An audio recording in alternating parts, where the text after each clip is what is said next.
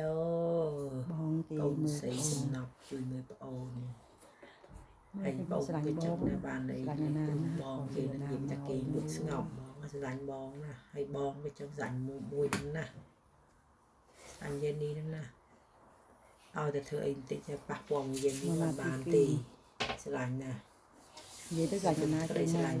នៅរហូតកូន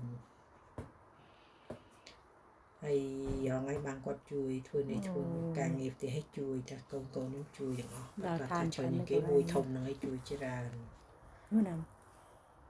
កខ្លាចបងភ្ញាក់សក្តិដេកអញ្ចឹងហ្នឹងឯង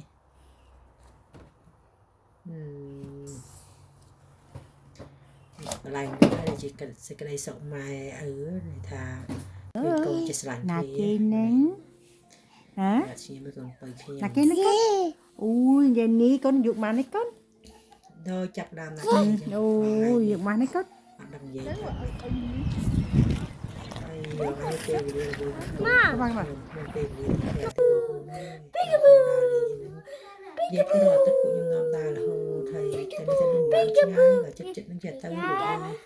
ខ្ញុំអ្នកនៅផ្ទះមើលកូនបើសិនខ្ញុំមិនមើលកូននាំកូនដើរសួរទៅផ្ទះធ្វើអី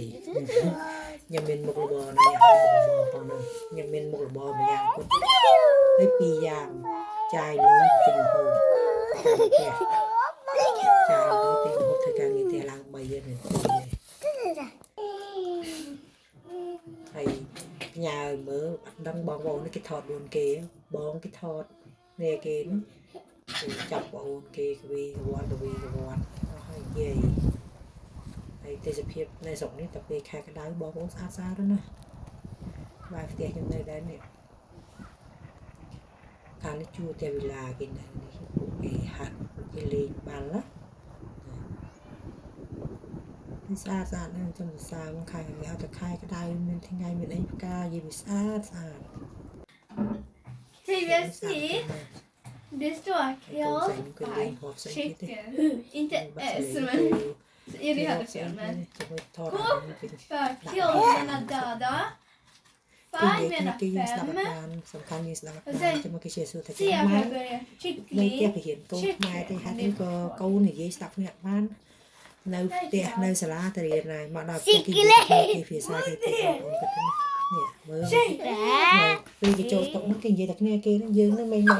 ទេស្ដាប់គេបានតិចជួយនិយាយទៅគឺ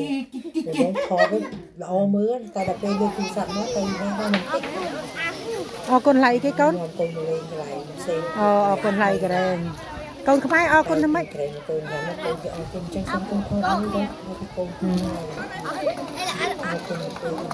ចឹងចាអរគុណច្រើន